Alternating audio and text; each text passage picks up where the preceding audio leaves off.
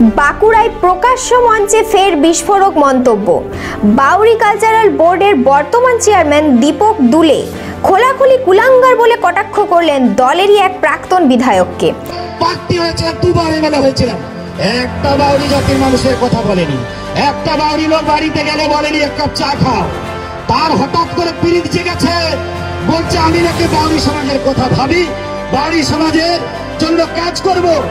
10 বছর এমএলএ থেকে একটা কোনো কাজের দিকে নেই, নবঢঙ্কা 25টা ডাম্পার আর 2তলা বাড়ি আর আসানসোলে ফ্ল্যাট, আর এখন বাউরি জাতির মানুষের জন্য পিরিত উতলে পড়ছে।